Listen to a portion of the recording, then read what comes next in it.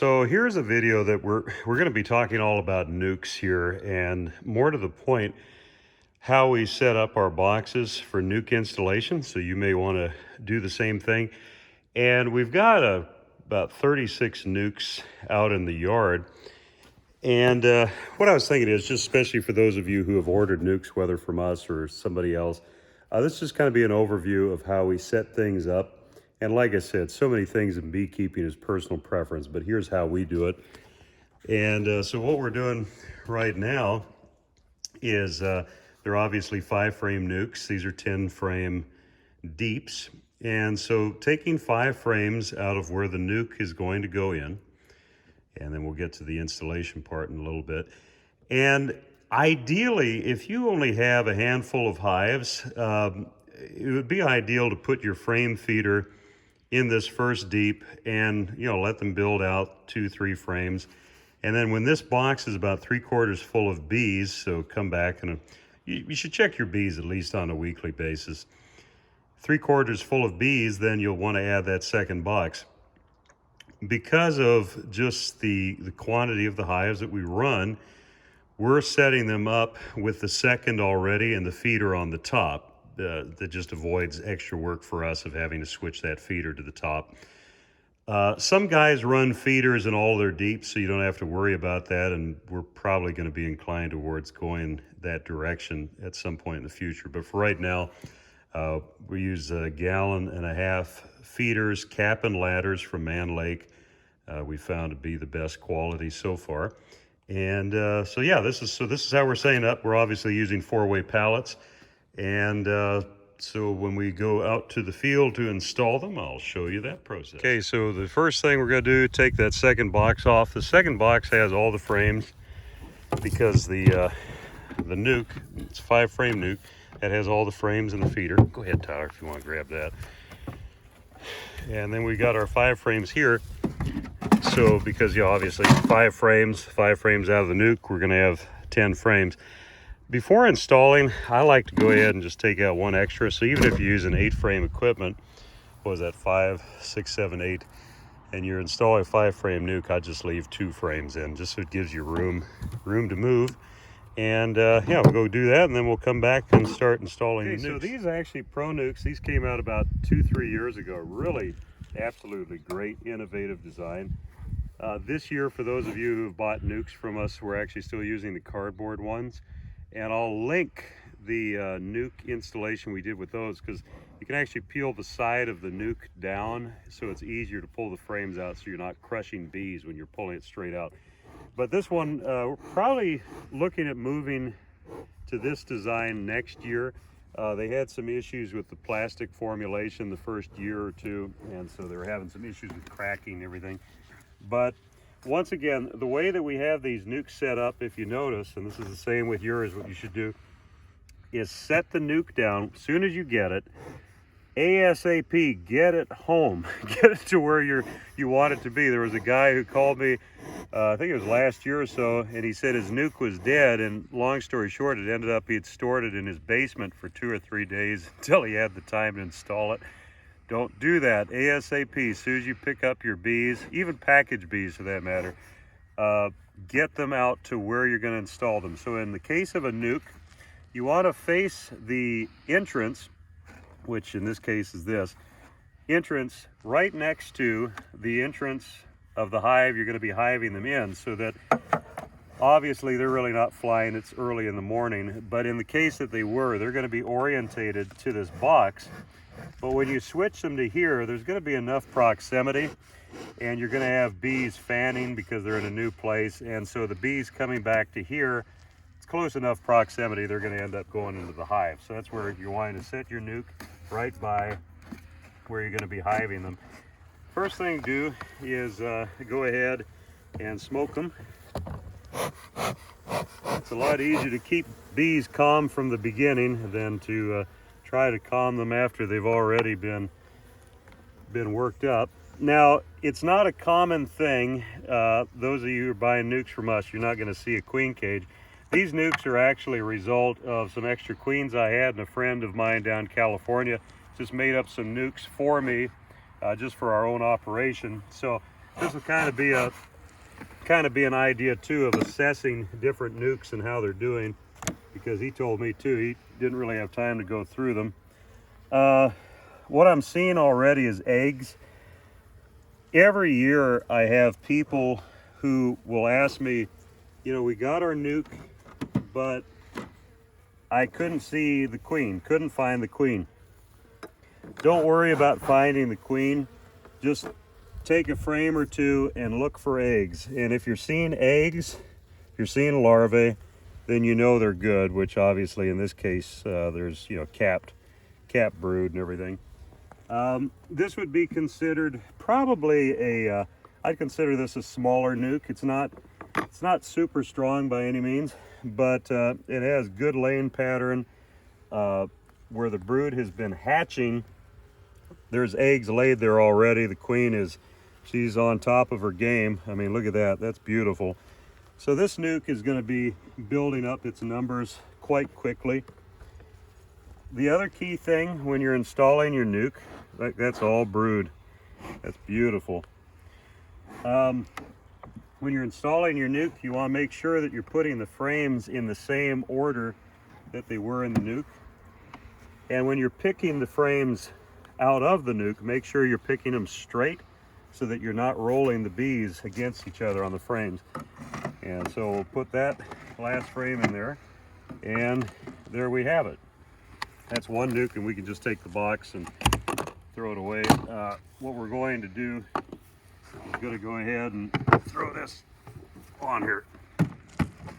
And then do you want to feed immediately today? Yeah, no, what we're going to do is go ahead and give them a thing full of syrup, because especially this is all new frames, and it takes a lot of resources for them to draw that wax out. And so, yeah, we'll be feeding them. The other thing too, especially with new foundation, is make sure that you pinch the frames in together. Otherwise, they're going to be inclined towards building burr comb between the frames. It just gets messy. Would you recommend a mite treatment? Yes, I would. The nukes that we sell, I tell people they have been treated leading up to it, but the viral issues are so prolific now, and obviously with COVID, everybody's aware of viral issues, but the viral issues with what the mites transmit are so prolific, it's better to be super aggressive with the mite treatment. By the way, Tyler, who's behind the camera recording, this is your second year, right? Yeah. That you're into bees now, and I asked him to just ask questions too as we go along. So here's the other nuke.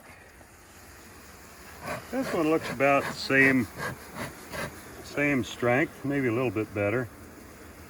Once again, like I said, that's not going to be common for you to see a queen cage, but see, already I'm seeing eggs, and the eggs look like just tiny little, let me see if I can get a good frame, see if we can maybe even zoom in. They look like tiny grains of rice on the back of a, I don't know if you can see, let's see this on here, they're clear. Especially when it's overcast, it's a little harder to, you see any of them in there?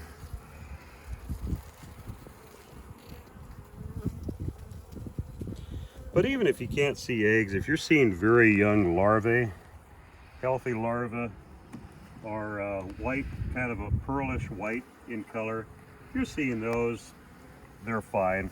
There was a person who asked me about whether if you find queen cells, what should you do? And see, here's a what could potentially be a supersedure cell. If you see something like that, you can just open it up, see if there's an egg or larva in it.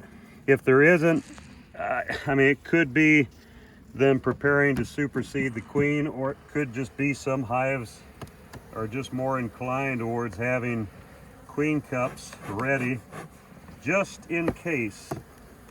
Russian bees are especially known for that. But if you do open up your nuke and see swarm cells or see queen cells, just contact the person you've got the nuke from, immediately, and because something's gone wrong with the acceptance of the queen or what have you. And so you want to get that taken care of. Oh, if you want to go ahead and throw that second on there, and then we'll go over to this one. So we'll do four different NUCS here, just so you can kind of get a range of what you're looking for and everything. That's a little bit better of one. I mean, overall, these are solid NUCS.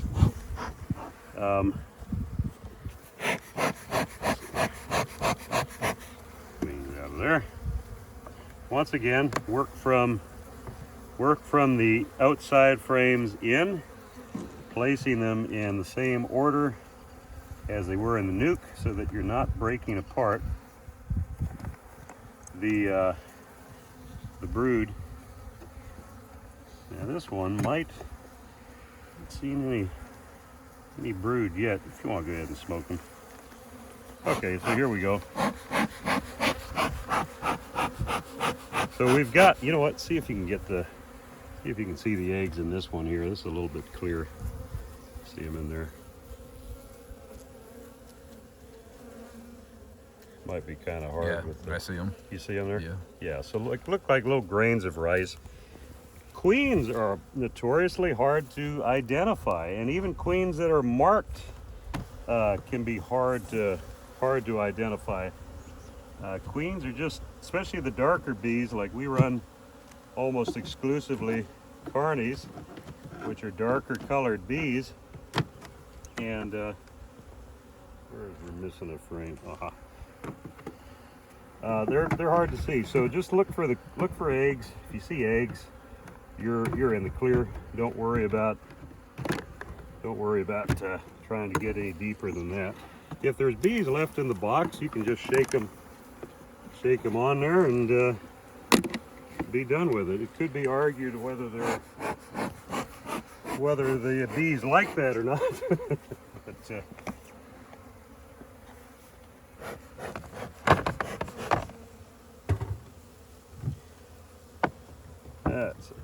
Last one. Tyler, any questions that come to mind? Oh, I think you covered the basics. Big thing to look for too. See, look at their honey. Pay attention to the weight. I mean, we're going to feed these anyways, but if the NUC has a good frame of honey, you know that they've got a reserve, and that in the case of something bad happening, such as a bad stint of weather or whatever, where they can't forage, you know they're going to be taken care of. What are they doing there? Just looks like burr comb. Almost looked like it could have been a queen cell, but just burr comb. I think same here. Yeah, just that's the thing too. You can just touch bees; they'll get out of your way.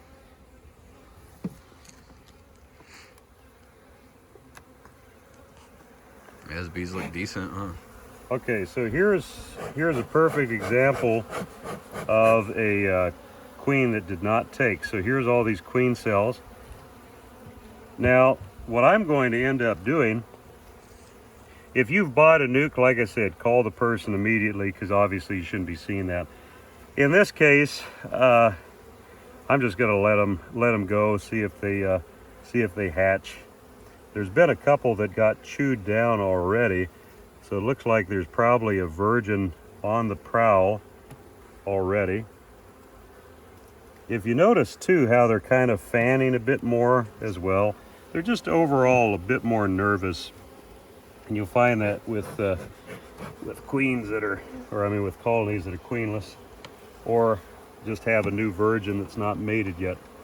So like I said, those nice looking queen cells, supersedure cells, and the difference between supersedure cells and swarm cells will be on the bottom of the frames, whereas supersedure cells will be on the face of the frame. And so anyways, that kind of just gives you an idea of, like I said, I'd say strength-wise, these are average NUCs. We've got some that are bustling, but like I said too, these were just some ones that a friend of mine made up just to take care of some extra queens that we had, and just wanted to kind of give you an overview of what we're doing, what the process is, and hopefully that's helpful to you. Something else I thought would probably be really helpful is to go over, a lot of people ask, if my bees have died over the winter, can I reuse the frames and what have you? And the short answer is a yes, of course. It's pretty common when you have a dead out to see mold like this, just from the moisture. And these frames I would certainly use. If you have a dead cluster of bees, just brush that off.